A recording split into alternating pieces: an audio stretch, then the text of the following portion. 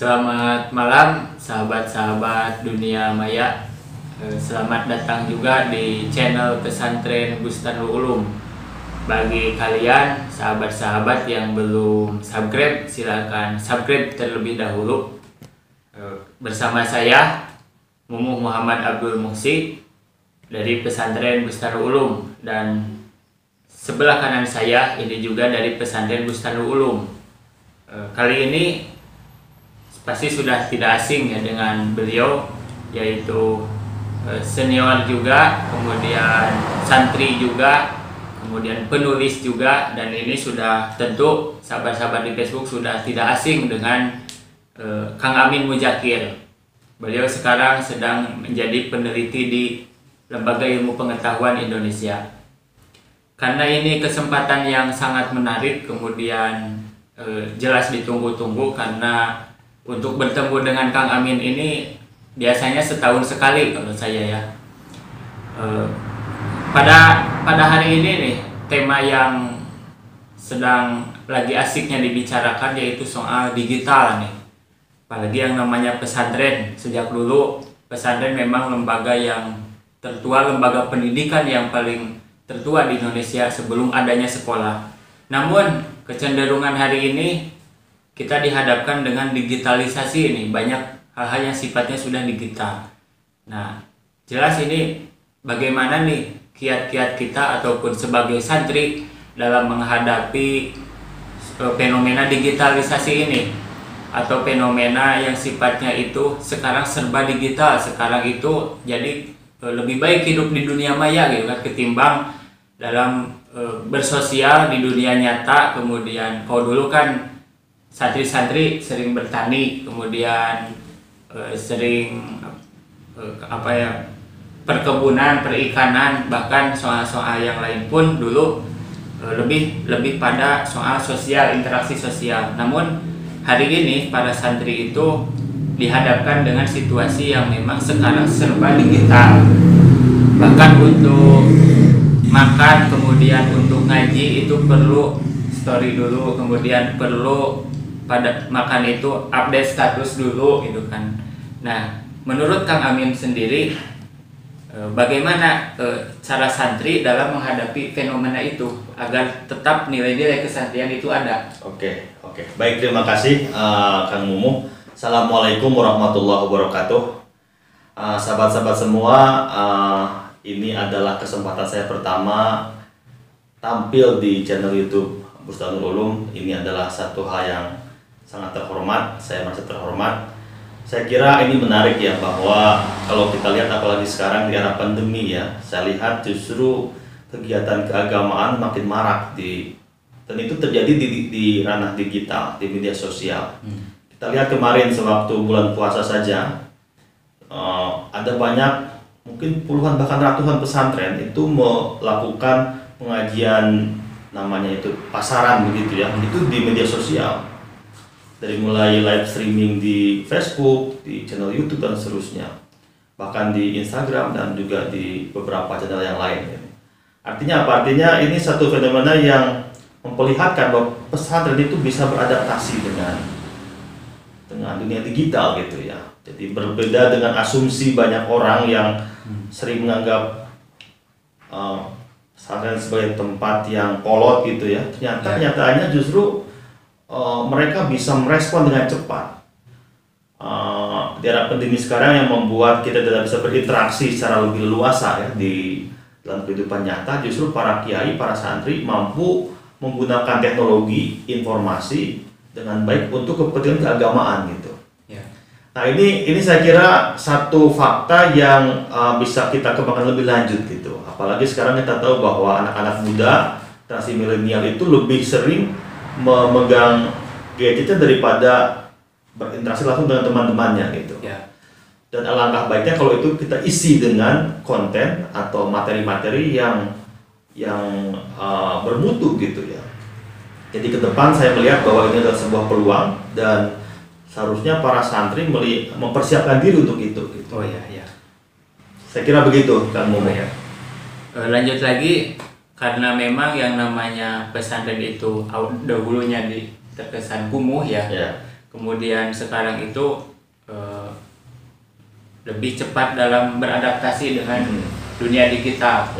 Nah, cuman pada kenyataannya ketika para santri itu kadang memang beberapa ya yang memang ada yang sudah dewasa benar, ada yang masih remaja. Nah yang para remaja ini kadang masih kebingungan atau kadang masih bingung untuk menggunakan atau mencari manfaat pada dunia itu. Cuman berarti kan untuk pembelajaran itu tetap pada guru ya, maksudnya ngaji kitab itu betul. Tetap pada guru, tapi untuk kemanfaatan yang lebih berarti betul. Jadi sebenarnya tidak ada yang berubah hanya medianya, instrumennya saja. Tapi bahwa di situ ada guru, ada ilmu, ada santri, itu tetap. Cuma karena kita tahu sekarang kita sedang pandemi dan mungkin masih akan lama gitu ya. Kita membutuhkan sebuah instrumen, sebuah media yang bisa mengatasi itu.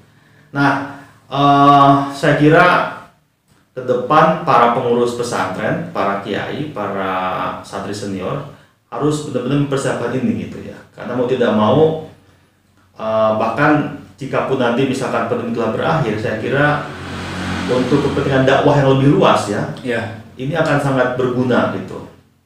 Kita tahu sekarang kita menghadapi satu tantangan di mana banyak sekali radikalisme, intoleransi di masyarakat gitu, yang disebabkan oleh konten-konten yang memang bersifat radikal dan intoleran di media sosial gitu. Nah, ini perlu kita imbangi gitu, dengan memberikan semacam counter narasi dan memberikan alternatif. Nah, ini tugas para santri. Jadi jangan dianggap bahwa main Facebook itu sekadar untuk kesenangan belaka, tidak.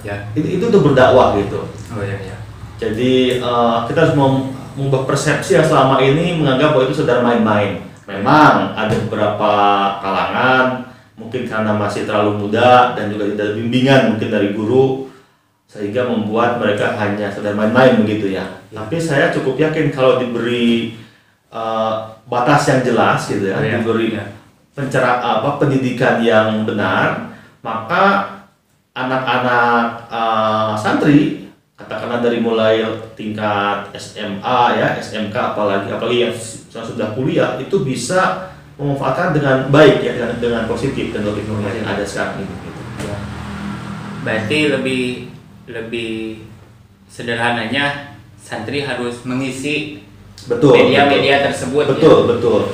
Karena pas apalagi yang masih remaja gitu kan.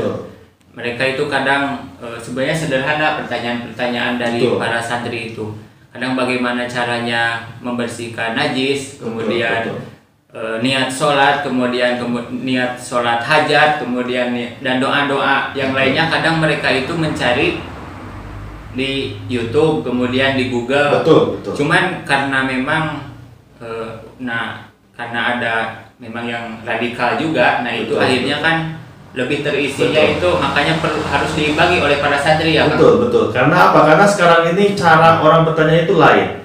Dulu orang kalau tidak tahu itu bertanya langsung ke gurunya atau ke kiainya. Sekarang tidak. Apalagi di masyarakat di perkotaan ya, yang tidak dekat dengan lembaga pesantren misalkan, mereka akan bertanya ke apa? Ke Google gitu ya. Mereka akan tanya misalkan hal-hal yang dulu ditanyakan di pengajian, sekarang ke Google gitu.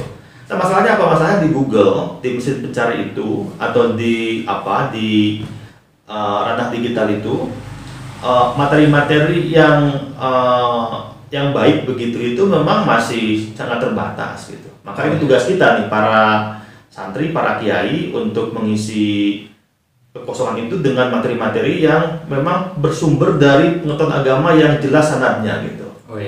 Apalagi kita tahu sekarang, tadi saya telah katakan bahwa materi-materi yang justru mendominasi di media sosial itu materi yang ya bisa kita katakan bisa mendorong orang ke intoleransi dan radikalisme gitu. Saya kira memang, dan ini memang juga tantangan, artinya juga pesantren terutama yang ya seperti kita di Bustanu Ulum ya harus juga mempersiapkan infrastrukturnya itu. Oh ya. Jadi kita tahu kan di sini di Bustanu Ulum ada SMK ya, ada SMK yang memang fokus di bidang informasi gitu ya, sistem informasi. Jadi saya malah punya harapan nanti ke depan sekolah pesantren menyiapkan para murid itu untuk bisa berkontribusi untuk menjadi aktor yang penting di ranah digital. Dan ini saya kira begini Kang Mumu, ini tidak hanya sekadar untuk kepentingan dakwah, tapi juga untuk kepentingan mereka sendiri di dunia kerja gitu. Kita tahu bahwa hari ini yang disebut sebagai ekonomi itu ekonomi digital gitu, ekonomi kreatif gitu. Jadi bagaimana orang menciptakan konten yang kreatif dan bisa menjadi sumber pendapatan yang luar biasa itu. Bisa membayangkan nanti orang kalau minimal lulus SMK dari Bustanu Ulum gitu ya, punya kemampuan dasar atau kalau bisa lebih tinggi lagi di bidang industri digital, di bidang pengetahuan di bidang internet misalkan. Nah, dia tidak hanya bisa berkontribusi dalam bidang keagamaan, tapi juga bisa untuk menghidupi dirinya sendiri gitu. Nah, ini kan menarik kan. Jadi santri tidak lagi dilihat sebagai sebelah mata gitu. Jadi dia punya kemampuan intelektual, tapi juga punya kemampuan finansial gitu. Nah, ini menarik ya gitu. Nah, kalau yang di SMK kebetulan saya sekarang diamanahi jadi kepala sekolahnya. Yaitu perlu digarisbawahi ya para santri dan siswa. Jadi mungkin lebih tepatnya kepada prosesnya berarti tetap jadi al-muhafadohnya itu belajar itu kitab kuning bersanad, ada gurunya, guru di hadapan kita, kemudian hadoroh dulu biasa. Nah, mengambil walahdu bijadidil asahnya berarti dengan mengisi media-media, cara-cara instrumen yang lebih kekinian lah gitu. Dan memang ternyata bukan hanya pada media dakwah aja ya. Betul.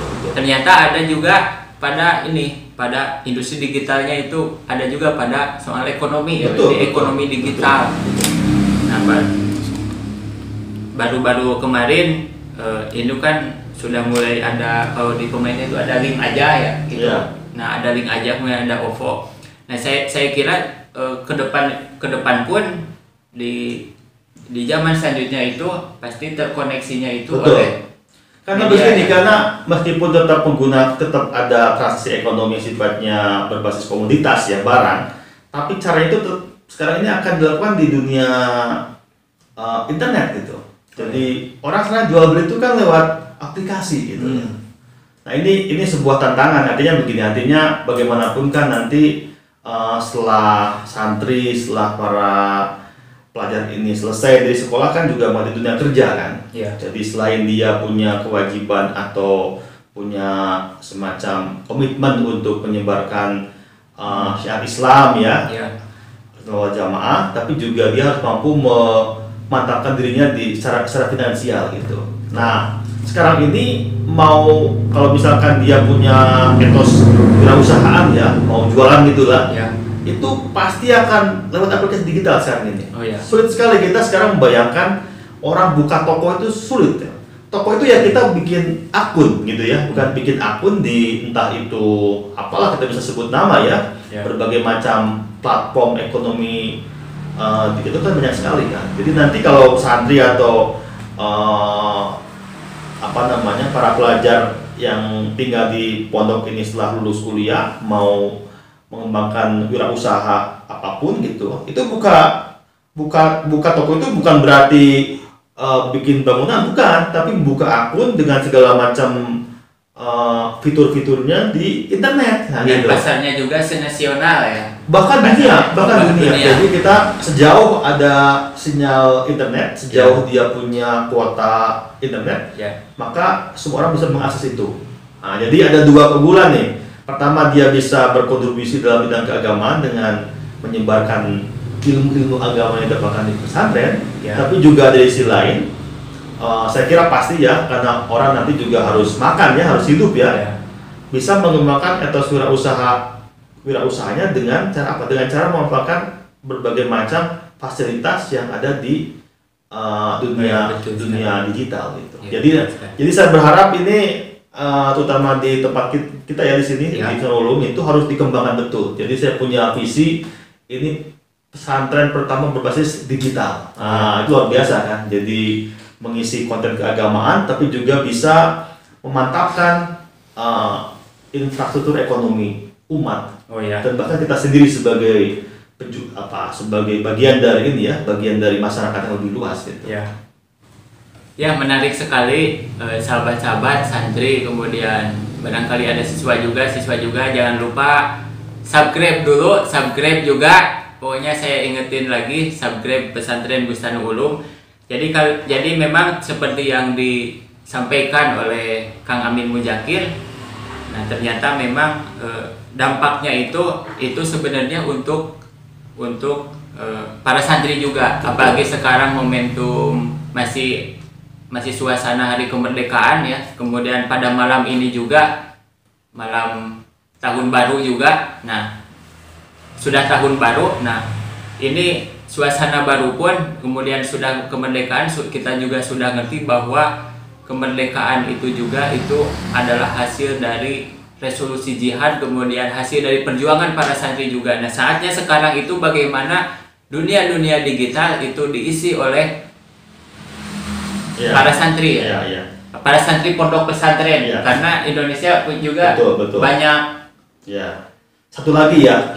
Salah satu keunggulan dari pesantren adalah mereka mendidik santri itu dengan etos kewirausahaan. Jadi sejak dulu mereka itu selalu menekankan kemandirian. Jadi setelah santri selesai belajar ilmu agama di pondok, mereka itu diharapkan tidak tergantung gitu ya pada entah itu negara, entah itu siapapun. Merdeka. Harus jadi manusia merdeka gitu. Ya. Nah, tapi sekarang itu harus harus dibingkai, harus di-create dengan cara yang kekinian gitu. Jadi kemandirian ekonomi gitu dengan cara menumbuhkan etos kewirausahaan itu harus juga korelate, harus berhubungan, harus nyambung dengan apa yang ada sekarang gitu. Makanya tadi saya bilang potensinya itu sudah ada, tinggal diaktifkan saja gitu. Di potensi dakwah dan potensi wirausaha ini harus dikombinasikan secara baik dan itu bisa dipertemukan secara baik dalam dunia digital. Jadi ke depan kita tidak bisa lagi hanya sekadar mengeluh, misalkan di media sosial hanya diisi oleh kelompok intoleran atau radikal, atau juga kita nggak bisa mengeluh bahwa santri itu setelah tamat dari pondok gak punya uang gitu. Itu sekarang harus dilawan, harus dibuktikan bahwa kita bisa mengisi itu gitu ya dengan konten-konten yang tidak hanya bisa menyiarkan ilmu agama, tapi juga kita sendiri bisa mandiri gitu secara ekonomi gitu. Nah, ini jadi dua hal ini harus dikombinasikan dan saya berharap nanti santri Bustanul Ulum bisa kedua-duanya. Amin. Saya kira begitu kamu. Ya, karena memang keterdidikannya pun sebenarnya kalau santri itu sudah mandiri itu teruji. Ya. Tinggal dipoles dan itu bisa dijual gitu loh. Dijual dan supaya itu tadi ilmu-ilmu agamanya nyampe ke masyarakat dan dia sendiri nanti setelah lulus juga mandiri, bahkan bisa kaya gitu. Menarik kan? Menarik sekali. Kenapa? Karena orang kalau hanya ngomong sebenarnya dia sendiri, secara ekonomi masih dianggap lemah kan, kadang-kadang nggak didengar kan. Nah makanya kita harus berilmu dan juga harus punya harta. Nah itu dan digital ekonomi ini dengan berbagai macam platform yang ada itu menyediakan peluang bagi itu. Untuk itu. Siap. Ya, menarik sekali bagaimana pesantren berbasis digital. Kemudian santri juga bisa memanfaatkan yang namanya digital itu. Selain menjadi media untuk ibadah, untuk memberikan ilmu kepada umat, itu pun bisa sebenarnya untuk kemandirian para santri juga. Nah, karena kalau misal tidak termanfaatkan ini saya pikir itu sesuatu yang sayang sekali, sia-sia. Garis besarnya di sana kembali saya mengingatkan kepada siapapun yang melihat channel ini, karena besok itu akan ada lagi kelanjutan dengan ngobrol-ngobrol dengan Kang Amin, karena sekarang ini Kang Amin besok itu sudah ke Jakarta lagi. Beliau sekarang masih sebagai peneliti LIPI ya. Nah, para santri, para siswa, saudara-saudara yang budiman, yang semoga diberkahi Allah. Kira-kira saat ini memang kemandirian itu memang kalau santri itu memang sudah terbiasa, sudah teruji karena sudah terlatih. Ketika misal perbedaan dengan yang sekolah saja dengan yang dengan yang pesantren sambil sekolah itu berbeda sekali dari kemandirian dan lain sebagainya. Makanya kita perlu bangga menjadi santri, perlu bangga juga kita sekolah iya, santri iya. Ada lagi yang mau disampaikan? Cukup, nanti kita lanjutkan di lain kesempatan. Ya, siap. Terima kasih sama-sama. Kang Amin sudah menyempatkan diri untuk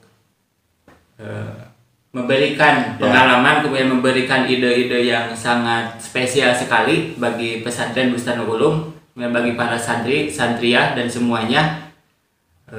Semoga bisa bermanfaat. Amin, dan amin. semoga bisa terwujud. Amin. Pesantren Bustanul Ulum berbasis digital. Ya. Semoga bisa terwujud. Terima kasih banyak saya ucapkan, sahabat-sahabat dimanapun berada. Karena kesempatan sebenarnya bukan tidak ingin lama, tapi ada waktu yang memang semua orang punya waktu masing-masing. Saya Muhammad Abdul Musi dan sebelah kanan saya dari Pesantren Bustanul Ulum Kang Amin Mujakir, peneliti LIPI. Mohon maaf apabila ada salah kata ataupun kekurangan. Wallahu muwaffiq ila aqwamit thoriq. Terima kasih, selamat malam. Wassalamualaikum Wassalamualaikum warahmatullahi wabarakatuh.